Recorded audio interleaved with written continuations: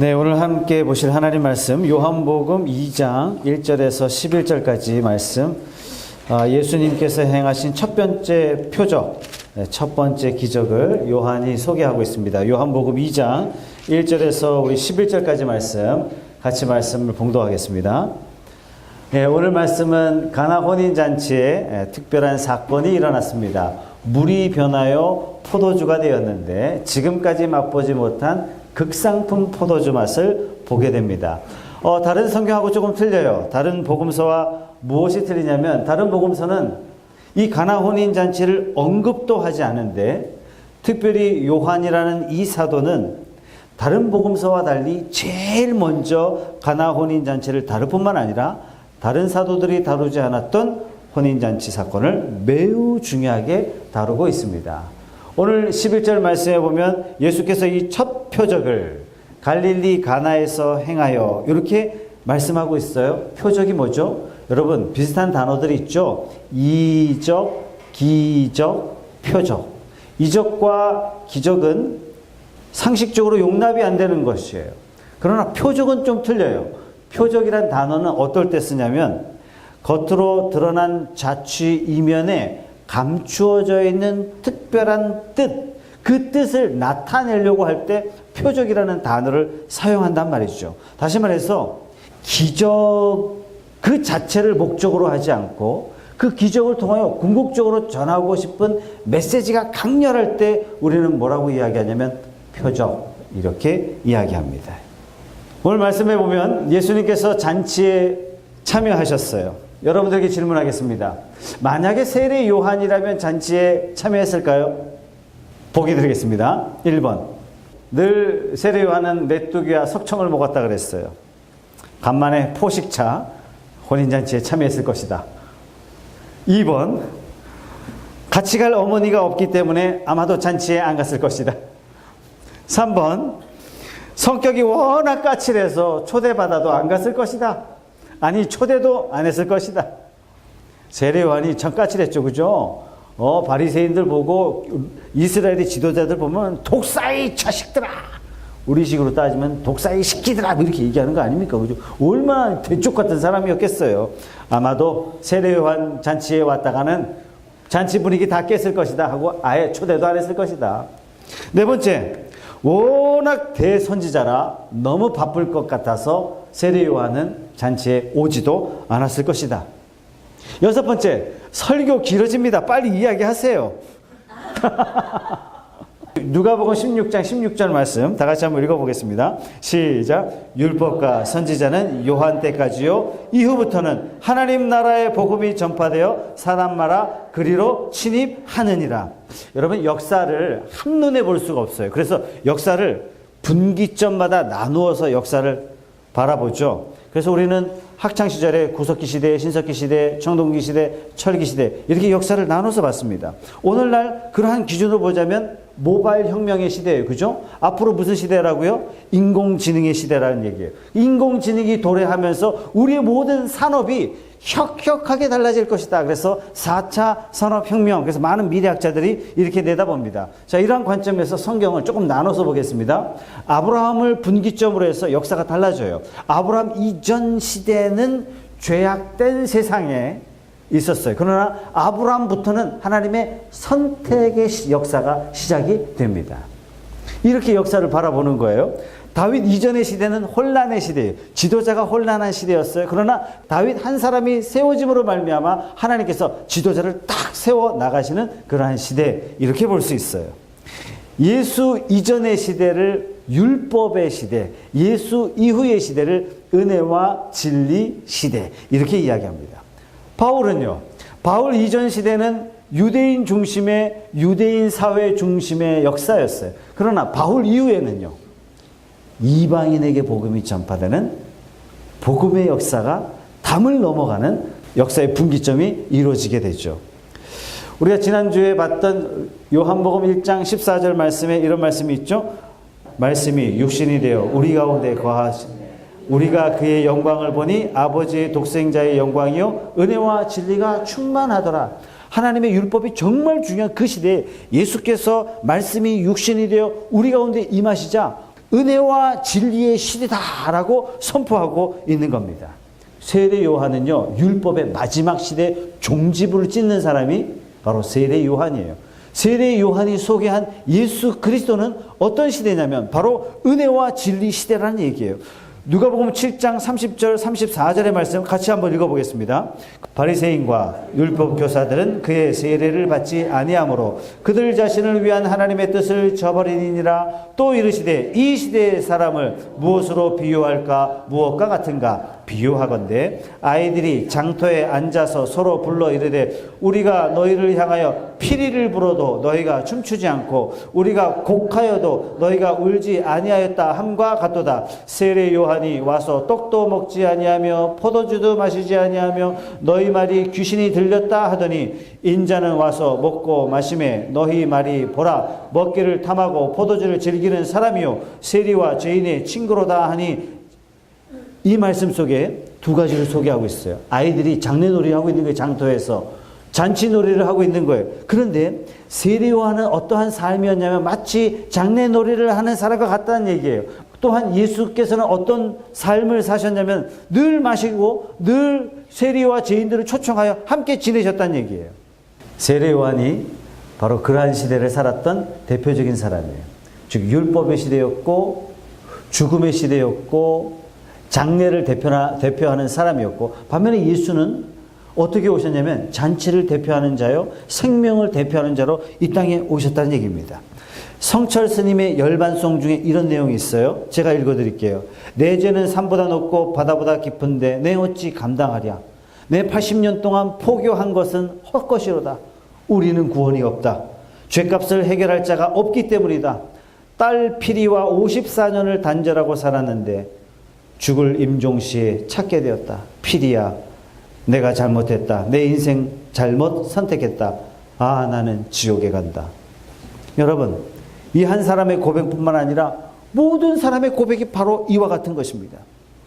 우리는 예수 이전 시대에는 다 죽음을 향해서 돌진했어요. 모두가 다 장례놀이에 참여한 자가 된 것입니다. 그러나 이제 예수께서 오셔서 우리의 삶 자체를 완전히 뒤바꿔 놓으셨어요. 죽음을 향하여 잔치를 벌리며 우리 인생에 참된 생명을 주셨고 우리 인생에 죽음을 뚫고 지나가 영원한 삶을 살 수 있도록 하신 그 예수로 말미암아 우리 삶을요 잔치로 다 바꿔주셨다는 얘기예요. 왜요? 억만 죄악 가운데 죽어야 할 그 인간을 대신해서 예수께서 죽으시러 이 땅에 오셨어요. 마치 아브라함이 아들을 갖다 바치러 가는데 하나님께서 어린 양을 예비하신 거예요. 어린 양을 대신 바쳐야 할 아브라함의 마음이 어땠을까요? 죽기 직전에 있었던 자기 마음이 하나님 때문에 예비하신 어린 양 때문에 그 마음이요 천국의 잔치와 같은 그런 마음으로 변화되지 않았겠습니까? 죽음의 종로로 살 수밖에 없었던 저와 여러분들을 예수님께서 생명의 잔치에 초대하신 거예요. 예수님 오시기 전에는요 모두가 다 태어나기를 죽기를 위해서 태어났어요. 모두가 죄 때문에 죽음에 사로잡혀서 죽음을 향하여 돌진합니다. 아담과 하와 범죄 이후에 어느 누구도 죽음을 피해갈 사람이 아무도 없었어요. 생명의 응답은 죽음이었어요. 왜요? 죄인으로 태어났기 때문에 우리의 삶에 수많은 죄가 일어나요. 그 죄에 대해서 로마서는 이렇게 말씀하고 있습니다. 로마서 1장 28절에서 32절 같이 읽어보겠습니다. 시작. 또한 그들이 마음에 하나님 두기를 싫어하며 하나님께서 그들을 그 상실한 마음대로 내버려 두사 합당하지 못한 일을 하게 하셨으니 곧 모든 불의, 추악, 탐욕, 악의가 가득한 자요, 시기, 살인, 분쟁, 사기, 악독이 가득한 자요, 수근수근하는 자요, 비방하는 자요, 하나님께서 미워하시는 자요, 능욕하는 자요, 교만한 자요, 자랑하는 자요, 악을 도모하는 자요, 부모를 거역하는 자요, 우매한 자요, 배약하는 자요, 무정한 자요, 무자비한 자라. 그들이 이 같은 일을 행하는 자는 사형에 해당한다고 하나님께서 정하심을 알고도 자기들뿐만 행할 뿐 아니라 또한 그런 일을 행하는 자들을 옳다 하느니라.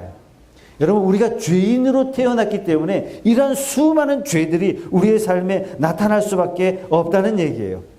우리가 할 수 있는 것은요, 율법을 온전하게 지켜서 하나님의 자녀가 될 수 있는 방법이 있지만 아무도 그렇게 할 수 없다는 얘기예요. 왜요? 우리는 죄인으로 태어났기 때문에 죄들을 지을 수밖에 없다는 얘기입니다. 사람은 태어나서 다 지옥 갈 수밖에 없어요. 사람은 다 태어나서 다 죽음을 향해서 돌진합니다. 이런 인간을 대신 하시기 위해서 예수께서 오셨어요. 예수께서 그 죄들을 대신하여 지시기 위해서 오셨기 때문에 나는 죄 가운데 있지만 죄의 대가를 지불하지 않아도 되는 거예요. 나는 천국잔치에 초대받은 겁니다. 6월절 어린 양으로 애굽의 수많은 장남들은요 다 죽어야 돼요. 그게 출애굽 사건 아닙니까? 어린 양 사건을 하나님께서 딱 예비하세요. 이스라엘 사람들은 어린 양을 잡아라. 그리고 피를 반드시 그 집에 좌우 문설주와 임방에 발라라. 그러면 죽음의 신이 하나님이 그 밤에 내려가서 모든 장자를 다 칠 것이다. 여러분, 이스라엘은요 그걸 듣고 피를 발랐어요. 그리고 그 어린 양을 그 밤에 다 먹었어요. 여러분, 뭐 하는 거예요? 피를 발라놓고 이스라엘 사람들 그 피를 봐요? 못 봐요. 왜? 문에 발라놨으니까. 다 집안에 있으니까. 아마 아버지가 봤겠죠. 할아버지가 봤겠죠. 바르면서. 모든 사람들은 가족 안에서, 모든 사람들은 그 집안에서 어린 양 고기를 막 먹고 있는데 그 밤에 어떤 일이 일어나냐면 애굽에 있는 수많은 집들은 다 장자가 있을 테니까 전부 다 으아 하는 비명을 막 지르기 시작하면서 애굽 전역에서 곡하는 소리가 들렸을 겁니다. 그러나 이스라엘 집은 피를 발랐기 때문에 죽음의 신이 후 내려와서 피를 보고 넘어갑니다. 이걸 보고 우리는 6월 넘어갔다고 해서 6월 이렇게 됐겠죠. 아마 새벽에 이스라엘 사람들이 아침에 일어나서 애굽 전역에 곡하는 소리가 밤새도록 들리고 있지만 이스라엘 집은 어느 집도 장자가 죽지 않았어요. 이스라엘 사람들이 뭐라고 얘기해요? 하나님이 우리를 덮으셨다. 하나님이 우리를 지나가셨다. 하나님이 우리를 살리셨다. 하나님이 우리만 구원하셨다. 애굽 전역에 장례가 일어나는 그 순간에 이스라엘 땅에는 뭐가 일어났냐면 천국 잔치가 일어나고 있는 겁니다. 우리는 선택받았습니다. 자, 오늘 말씀에 가나 혼인 잔치를 기록하고 있어요. 어떤 복음서와 달리 예수님께서 잔치에 참여하시는 것을 시작으로 해서 복음서가 시작이 되고 이 첫 번째 잔치에서 이 잔치에서 첫 번째 표적을 예수님께서 보여주시고 계시는데 이 사건을요 요한은 매우 중요하게 다루고 있습니다. 사실 성경은요 군데군데 우리에게 앞으로 잔치가 일어날 것이다 라고 말씀해 주시고 계십니다.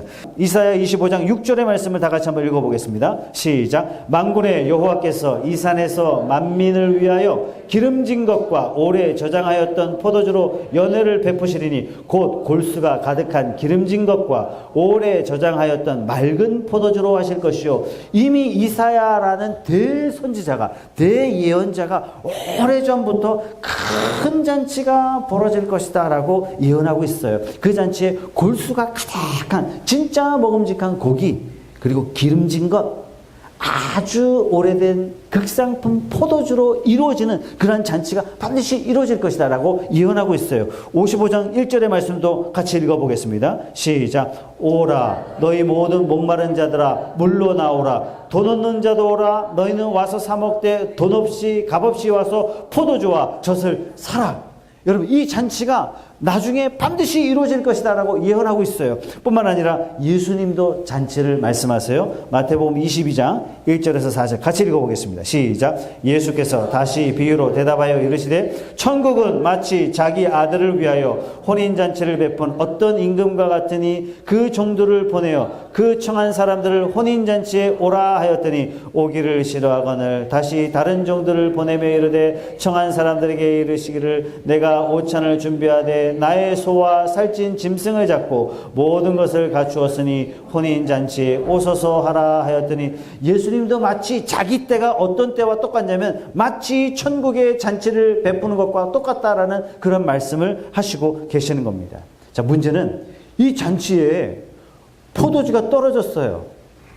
지난 시간에도 여러분들에게 말씀드렸듯이 포도주가 떨어지면 고소당할 수 있는 내용이 바로 중동 시대의 중동 지역의 문화라 그랬어요. 포도주가 떨어지자 예수님의 어머님이 예수님께 가서 물어봅니다. 포도주가 없습니다. 그러자 예수님이 굉장히 특별한 말씀하세요. 여자요, 나와 무슨 상관이 있나이까? 여기서 여자는 3인칭 극존칭입니다. 그래서 성경에서 배웠다고 엄마 뭐라 한다고 여자요 나에게 왜 자꾸 이러시면 안 됩니다. 우리 청소년들. 또 하나 굉장히 특별한 말씀을 하시는데 내 때가 이르지 아니하였습니다 라는 굉장히 독특한 표현을 하세요. 오케이, 포도주가 떨어져서 아니 손님으로 참여한 나와 무슨 상관이 있습니까? 라고 말하는 것은 우리가 상식적으로 납득이 되는데 여기서 한 걸음 더 나아가서 포도주 떨어진 이 사건 때문에 예수님이 뭐라고 말씀하시면 아직 내 때가 이르지 않았습니다. 이렇게 말씀하셨단 말입니다. 자, 예수님이 성경에 보면 여러 번 자신의 때를 이렇게 말씀하세요. 요한복음 12장 27절의 말씀을 다 같이 한번 읽어보겠습니다. 시작. 지금 내 마음이 괴로우니 무슨 말을 하리요? 아버지여 나를 구원하여 이 때를 면하여 주옵소서. 그러나 내가 이를 위하여 이때에 왔나이다. 때를 두 번 말씀하세요. 하나님께서 예수님에게 잔을 주셨어요. 특별한 인생의 잔을 주셨어요. 그래서 예수님께서 이 잔을 내가 받지 않게 해주십시오. 그러면서 그러나 내가 이 때를 위해서 왔습니다. 이렇게 가슴 아픈 말씀을 하셨어요. 다음 말씀 요한복음 13장 1절도 같이 읽어보겠습니다. 시작. 유월절 전에 예수께서 자기가 세상을 떠나 아버지께로 돌아가실 때가 이른 줄 아시고 세상에 있는 자기 사람들을 사랑하시되 끝까지 사랑하시니라. 저는 요한복음 13장 말씀 묵상할 때마다 감동을 받아요. 예수님이 정말 위기 가운데 처하셨지만 어떻게 해요? 자기 사람들을 사랑하시되 끝까지 사랑하시니라. 이 진짜 사랑이죠. 그죠? 진짜 사랑하는 저와 여러분들이 되시기를 바랍니다. 자, 오늘 말씀에 아버지께로 돌아가실 때가 이르렀다는 얘기예요. 죽으실 때가 됐다는 얘기죠. 예수님 마음속에 때는 언제냐면 죽으시는 때. 예수님의 때는 언제냐면 십자가에 달리는 때. 예수님의 때는 언제냐면 사람들에게 잡혀서 고난받으실 때. 요한복음 17장 1절 말씀도 같이 읽어보겠습니다. 시작. 예수께서 이 말씀을 하시고 눈을 들어 하늘을 우러러 이르시되 아버지여 때가 이르렀사오니 아들을 영화롭게 하사 아들로 아버지를 영화롭게 하옵소서. 자, 이 예수님의 때와 오늘 가나 혼인잔치에 아직 내 때가 이르지 않았습니다 라고 하는 이 말씀과 연결시켜 가지고 우리가 말씀을 한번 추적해 보겠습니다. 때가 안 됐다라고 이렇게 예수님께서 말씀하셨는데 이미 이 땅에 오실 때 예수님께서는 어떠한 마음을 가지고 오셨냐면 바로 그때를 위하여 이 땅에 내려오셨습니다. 바로 그때의 무언가를 위해서 예수님께서 이 땅에 오셨는데, 다시 말해서 예수님은 벼랑간 뭔가 일이 잘 안 돼서 뭔가 일을 하다가 수가 틀려가지고 사람들에게 끌려가가지고 십자가에 잡히신 것이 아니란 얘기예요. 예수님은 이 땅에 오실 때 십자가에 달려 최석찬의 죄를 대신 짊어지고 십자가에서 그 피를 흘릴 것을 마음에 준비하고 오셨어요. 이건 최석찬의 죄뿐만 아니라 우리 모두의 죄를 대신 담당하시기 위해서 예수님이 이 땅에 오셨다는 얘기예요. 그래서 예수님이 늘 말씀하실 때 내 때라고 하는 것은 바로 이것을 염두하시고 말씀하시죠. 뿐만 아니라 이 때를 특별히 예수님께서 가르치시기도 하셨습니다. 마태복음 26장 27절 28절 같이 읽겠습니다. 시작. 또 잔을 가지사 감사기도 하시고 그들에게 주시며 이르시되 너희가 다 이것을 마시라. 이것은 죄사함을 얻게 하려고 많은 사람을 위하여 흘리는 바 나의 피 곧 언약의 피니라. 12 제자들을 다락방에 다 모으신 다음에 제자들의 발을 다 씻기셨어요. 제자들의 발을 씻기는 게 뭐라고요? 죄를 다 씻어주시는 거예요. 그러면서 어떻게 해요? 너희도 서로 발을 씻겨라. 이것이 옳으니라. 내가 주와 선생이 되어 너희에게 본을 보였노니 너희도 그리하라. 이게 교회라 그랬어요. 그죠? 교회는 어떤 교회예요? 교회의 진짜 진면목은 서로의 죄를 씻어주는 거예요. 내가 내 죄를 씻을 수가 없어요. 괜찮아. 사탄의 모임은요, 죄를 지적하는 거죠. 이렇게 하신 다음에 주님께서 말씀하세요. 빵을 찢으시면서 나눠주시면서 내 살이야. 포도주를 따라주면서 내 피야. 그러면서 먹고 마시라. 이렇게 말씀하시면서 예수님이 왜 오셨는지, 왜 피를 흘리시는지에 대한 그 하이라이트를 노란색으로 쫙 거주시면서 내가 곧 피를 흘릴 텐데, 곧 내 살이 찢겨질 텐데, 이것이 바로 너희를 위해서 왔다는 사실을 너희가 반드시 기억하고 영원히 이 의식을 치루어라 라고 예수님께서 말씀하셨습니다. 자, 오늘은 3년 전이에요. 그 사건이 일어나기 전 3년 전이에요. 어머니에게 말씀하시는 거예요. 아직 내 때가 이르지 않았습니다. 지금 예수님께서는 포도주가 떨어졌다는 그 말을 듣고 흘려야 할 자신의 피를 생각하시면서 말씀해 주시는 것입니다. 오늘 말씀에 또 굉장히 중요한 단어가 있어요. 정결예식이라는 아주 중요한 단어가 있는데요. 같이 또 말씀을 읽어보겠습니다. 6절부터 읽어보겠습니다. 시작. 거기에 유대인의 정결예식을 따라 두세 통 드는 돌 항아리 6이 놓였는지라 예수께서 그들에게 이르시되 항아리에 물을 치우라 하신즉 아귀까지 치우니 이제는 떠서 연회장에게 갖다 주라 하심에 갖다 주었더니 연회장은 물로 된 포도주를 맛보고도 어디서 났는지 알지 못하되 물도온 하인들은 알더라. 연회장이 신랑을 불러 말하되 사람마다 먼저 좋은 포도주를 내고 취한 후에는 낮은 것을 내고는 그대는 지금까지 좋은 포도주를 두었도다 하니라. 예수께서 이 첫 표적을 갈릴리 가나에서 행하여 그의 영광을 나타내심에 제자들이 그를 믿으니라. 정결예식이요, 모세 때 하나님께서 율법으로 주셨어요. 반드시 너희는 정결의식을 치러라. 물로 씻는 겁니다. 그래서 이스라엘 집집마다 입구에 물 항아리가 있어요. 이 물 항아리는 손님이 오시면 하인 중에 그 물을 떠서 발을 씻겨줘요. 손을 씻어요. 집안에 들어오면 손을 씻어요. 즉 이 물은 뭐냐면 정결예식, 더러움을 씻는 거예요. 오늘 이 가나 혼인잔치에서 예수님께서 이 물을 포도주로 변화시키면서 이 포도주, 즉 예수의 피로 말미암아 모두를 정결케 하실 것을 예수께서 미리 보여주시는 거예요. 예수님께서 오늘 이 물을 포도주로 바꾸사 이 포도주로 장차 십자가에 흘리실 그 피로 말미암아 예수를 믿는 모든 자의 죄를 다 씻어주실 것을 예수님께서 이 의식을 통해서 보여주시는 것입니다. 저와 여러분의 죄를 주님의 피로 다 씻어주신 줄로 믿습니다. 우리 예수님 믿습니다 라는 이 말씀 속에는요, 이 믿음의 고백 속에는 그냥 난 여러 신들 중에 그냥 예수 믿어, 이 고백이 아닌 거예요. 저는 예수를 믿습니다. 이 고백 속에는 뭐가 있냐면 그 예수께서 2000년 전에 흘리신 그 피로 말미암아 내 모든 죄를 씻으시고 나를 온전히 정결케 하신 보혈의 피를 저는 믿습니다. 그러나 나는 죄를 지었지만, 나는 죄인이지만 하나님 앞에서 그 피 때문에 저는 그냥 넘어가는 거예요. 마치 죽음의 신이 그 피를 임방에 바른 그 집들은 다 지나간 것처럼 내가 하나님 앞에, 심판대 앞에 섰어요. 너 죄인, 너 죄인, 너 죄인! 죄인이라고 말할 것도 없이 죽자마자 파노라마로 내 모든 죄를 다 보여줬어요. 물론 예수님을 믿는 저와 여러분도 파노라마로 내가 태어나서부터 지금 모든 죄를 다 보여주실 거예요. 마치 도살장에 끌려가는 어린 양과 같이 심판대 앞에 딱 갔어요. 전부 다 죄인, 죄인, 죄인! 이렇게 얘기하는데 최석찬, 의인. 죄가 의인입니까? 왜요? 내가 의로운 행위를 행했기 때문에 의인이 아니라 바르신 예수의 피 때문에, 예수의 피 때문에 너는 내 의인이라. 이러한 칭함이 저와 여러분들에게 일어나게 될 줄로 믿습니다. 여러분, 이게 복음이란 얘기예요.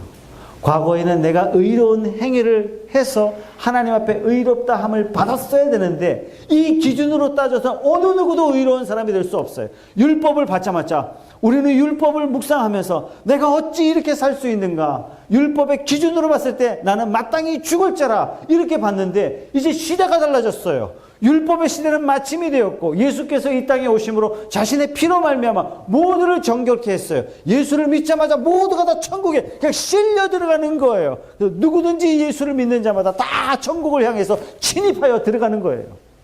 이렇게 하면서 천국의 사실을 새롭게 열어주시는 겁니다. 여러분, 다른 복음서는요, 기적들이 많아요. 뭐 풍랑도 잠잠케 하시고 여러 기적들이 많은데 요한복음에는 딱 7개의 기적만 소개하고 있습니다. 그렇다면 우리는 이런 질문을 한번 해봐야 돼요. 왜 요한복음에서는 7개의 예수님의 특별한 표적만 딱 엄선하시고 다른 복음서에서는 수록하지 않았던 특별한 표적, 가나 혼인잔치는 왜 요한복음엔 기록하셨을까? 아까 읽었던 누가복음 16장 16절 말씀 다시 한번 읽어보겠습니다. 시작. 율법과 선지자는 요한 때까지요 그 후부터는 하나님의 나라의 복음이 전파되어 사람마다 그리로 침입하느니라. 예수님이 이 땅에 오시면서요 천국잔치가 시작된 겁니다. 누구든지 예수를 믿는 자마다 그 피를 믿는 자는 모두가 다 잔치에 참여하게 될 것을 말씀해 주시고 있어요. 그야말로 믿고 구원받는 복음의 시대가 됐어요. 과거 율법의 시대는 행하고 구원받는 시대였는데 이 시대는 어떤 시대예요? 믿고 구원받는 구원의 시대가 문이 활짝 열렸어요. 사람마다 그리로 쓸려 들어가는 거예요. 그래서 성경은 뭐라고 표현했냐면 그리로 침입한다, 이렇게 말씀하고 있는 겁니다. 여러분, 아담과 하와가 죄를 지었어요. 아담과 하와가 죄를 짓자 어떤 일이 벌어졌죠? 축복의 땅 에덴 동산에서 쫓겨났어요. 어느 누구도 에덴 동산으로 들어갈 수 없어요. 하나님을 향한 문이 굳게 닫혀버렸어요. 하나님을 만나려면 어떻게 해야 돼요? 반드시 피의 제사를 지내야 돼요. 자기는 나뭇잎으로 치마를 입었는데 하나님이 뭘 만들어주셨어요? 가죽옷을 지어 입혀주셨어요. 가죽옷이란 반드시 피를 흘려야 얻을 수 있는 거예요.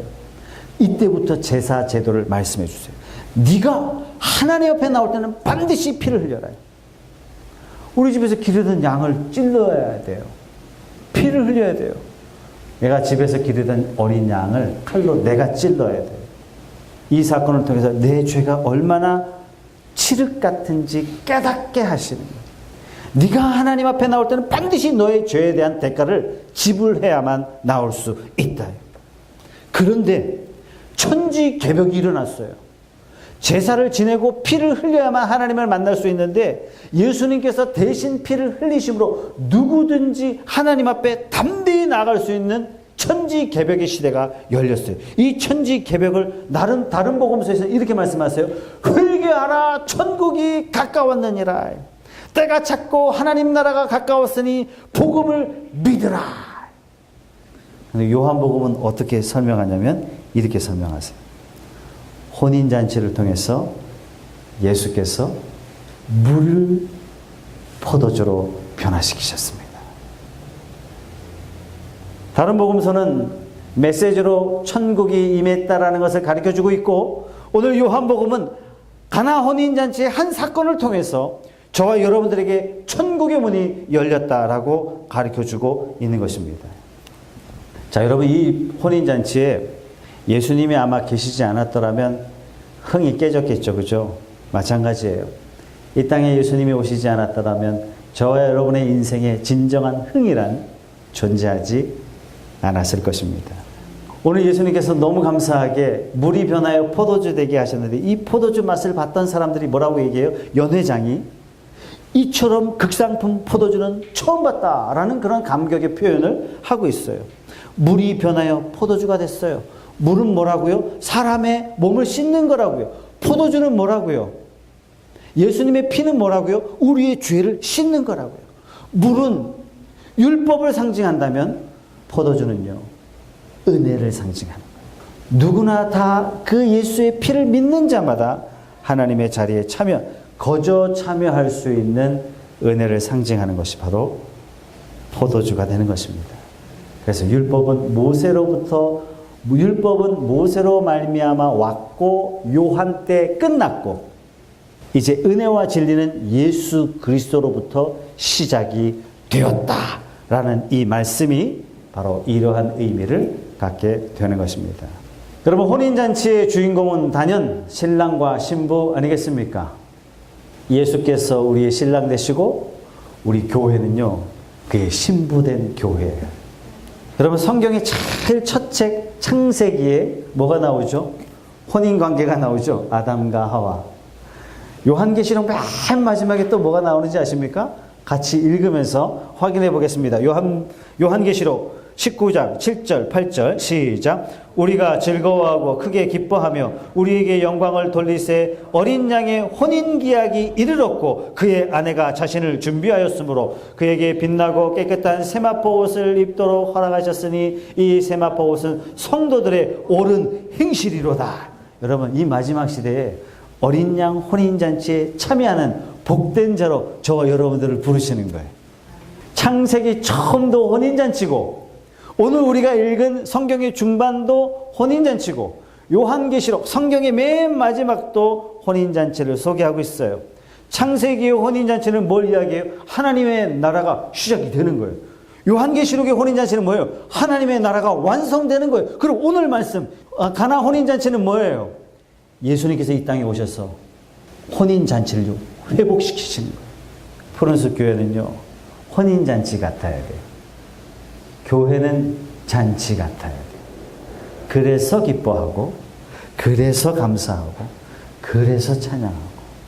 우리 삶에 칠흑 같은 죄가 있었음에도 불구하고 그 죄를 덮으시고 품에 안으시고 그 주님을 바라보고 죄 중에 허덕일 수밖에 없는 우리를 거저 천국의 잔치에 초대하신 그 하나님의 망극한 사랑을 감사하고 감격하고, 이게 이 땅의 교회의 사명이고 역할이라는 얘기입니다.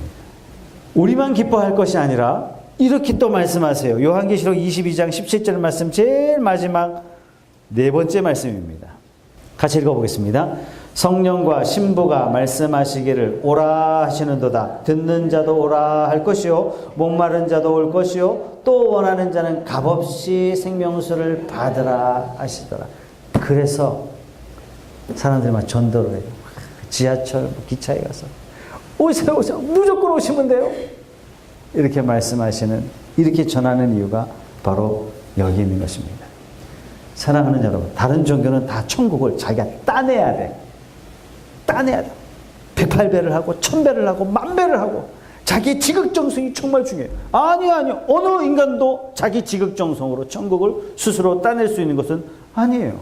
다 사람이 만든 것이기 때문에 그렇습니다.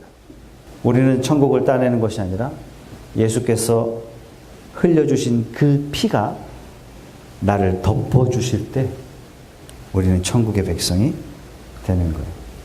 나는 요청하지 않았지만, 나는 그것을 인식하지 못했지만, 나는 요구하지도 못했지만 이 구원의 방법을 우리에게 베푸시려고 이 땅에 내려오셨어요. 이제는 우리가 그분을 믿기만 하면 천국 잔치에 들어가는 거예요. 이것이 바로 기독교요, 이것이 바로 복음입니다.